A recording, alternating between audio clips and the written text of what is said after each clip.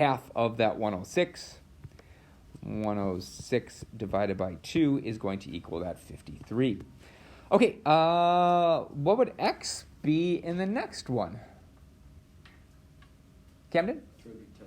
It'd be 210 degrees. So we're going the opposite direction. So in this case, x would equal 210 degrees. Because to go out, we actually double the value. So it'd be 2 times 105. So when we're going from arc to inscribed angle, we half it. When we go from inscribed angle to arc, we double it. Well, we've done that before. This is just kind of a step up from it, and it really is just a shortcut. It's not something you have to do. It's kind of a shortcut. So this said if two inscribed angles of a circle intercept the same arc, then the angles are. Let's hold off for a second. Let's check it. So what they're talking about is this picture. I'm picturing two inscribed angles. So I have kind of one that has B on it, and I have one that has 27 on it. And they're both meeting up on the same arc. Well, if this is 27, what would A be? It'd be 54. So we could replace A with 54. And if A is 54, what does that make B? It makes it 27 again.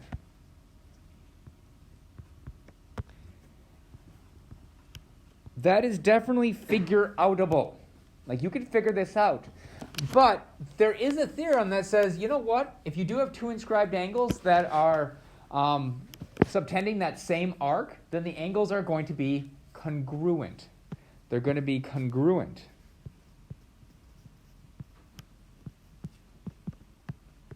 So if you ever want to shortcut something that looks like this one with the x here, we have an x here that's an inscribed angle. It's meeting up with an inscribed angle over here that kind of subtend that same arc. Then you don't have to do any work. You could just go ahead and say, well, you know what? This angle right here must also be x. Whatever x is, they both will be the same. It's a nice little shortcut, but it's not mandatory. Like I said, you can figure it out. If you forget this rule, just double it and then half it and go, oh, I could have did the same, but you could have did the work to support it. All right, number 3, an angle inscribed in a semicircle. So if we look here, we have a picture of an inscribed angle, and then it's showing it goes to a diameter. What's the measure of this semicircle?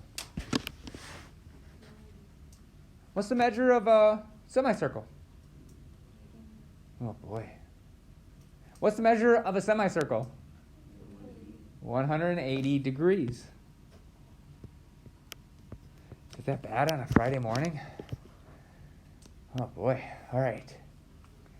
If my semicircle is 180 degrees, what is the inscribed angle? What's the measure of the inscribed angle that forms that semicircle? Yeah.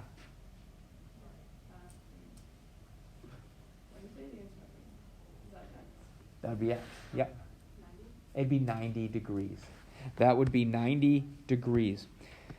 So if that cuts this 180 thing, an inscribed angle is going to be half the measure of the arc it subtends. It just happens that this arc is 180 degrees.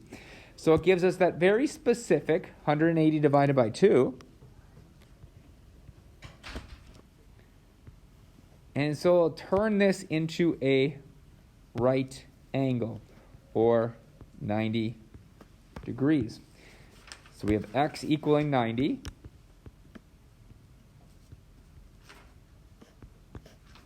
So anytime we have an angle inscribing a semicircle, that angle must be a right angle. So it must be a right angle. Is a right angle. That's going to be really important because that's a way for me just to draw a picture for you and you know a measure. So if you just see a picture where there's an inscribed angle going to a diameter, you're automatically going to know that's 90 and that's 180. It's a way to just draw a picture where I'm giving you numbers. So be on the lookout for those. Those are always in hiding. Likewise, if you see a right angle, if I ever give you an inscribed angle that has a right angle, what do I know about the line that forms if I connect those two dots? What do I know? What can I call that line? Brooke? A diameter. It would be a diameter. So because it's 90 degrees, if I draw a line across from it, because it's 90 degrees, I can call that line a diameter. Bless you. It is guaranteed to be a diameter, which means it causes a semicircle, which means you have 180, 180. Cuts the circle in half.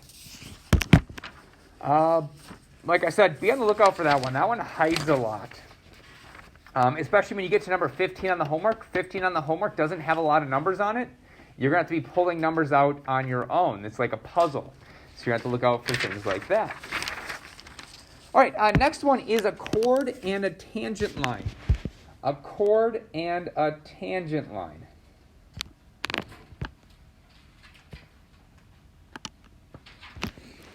So we have a chord and a tangent line.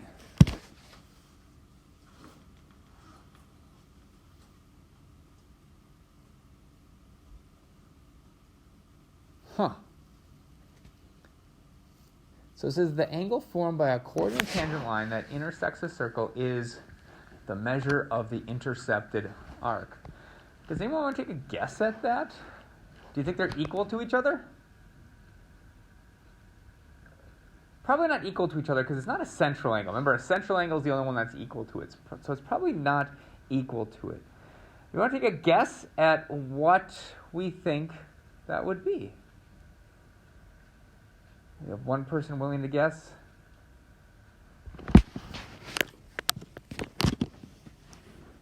Two people maybe. Now we're back to just one person. We almost had two people. Oh, now we have two people? Awesome. Leave your hands up real quick.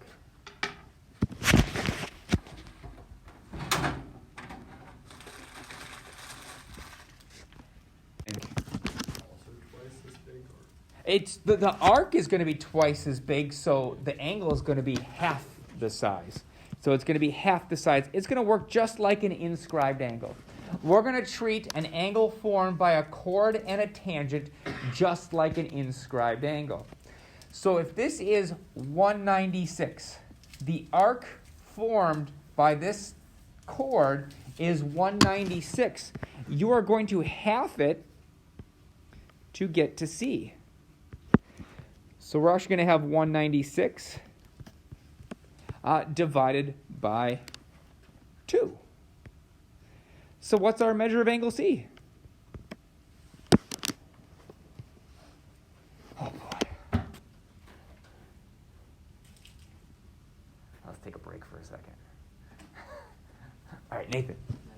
98 degrees. Thank you.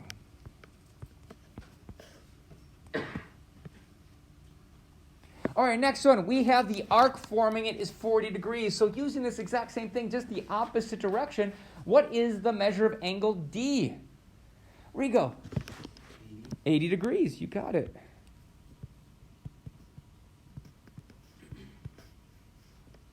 Because we take that 40 and we just multiply it by 2.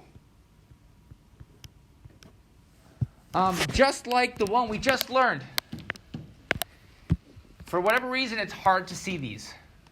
It's hard to see these angles and the chords that they subtend. So be on the lookout for those. Be on the lookout for those to figure out measures of things. All right. Our last one. Whew, this is taking a long time. I'm pulling teeth this morning. Arcs formed by a parallel chord are. Augie. They're going to be congruent. We can kind of picture these. So we have these straight lines cutting the circle in the exact same way. So if I have arcs formed by parallel chords, arcs formed by parallel chords are congruent.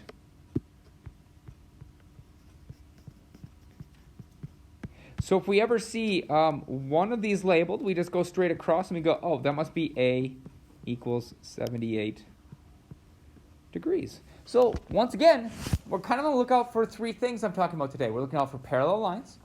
We're looking out for tangents that are intersecting a chord, because then we'll treat them like inscribed angles, and we're looking out for inscribed angles that form 90 degrees or go to a diameter. The last thing we're going to talk about is if a quadrilateral is inscribed in a circle, then the opposite angles are. Now, this one's kind of one you could actually figure out. It's a little harder to figure out, but it is figure-outable. And here's my thought process behind this. A quadrilateral forms a whole bunch of inscribed angles. So I'm going to highlight one of these inscribed angles.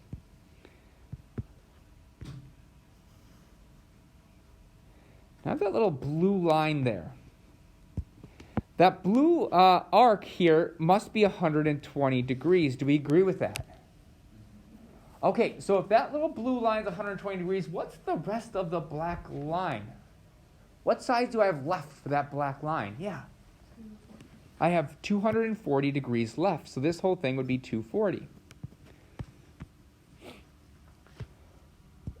Well, just keeping with the theme of colors, let's look at the inscribed angle for G. The inscribed angle for G is actually that 240. So what's the measure of G then? Rigo. It'd be 120 degrees. How does 120 compare to 60? What do we call those two angles? It rhymes with supplementary. Yeah. Supplementary. They are supplementary. Whenever you have a quadrilateral inside or inscribed in a circle, then opposite angles are going to be supplementary. They're going to add to 180. They are supplementary. The nice thing is you could figure that out. I just figured it out. I didn't use the theorem. I just said, okay, inscribed angle double. Figure out the rest, have it. Oh, it's just going to be 120. It's a nice one to remember. It's really, really quick whenever you see those four-sided figures to go, oh, a cross has to be equal to 180.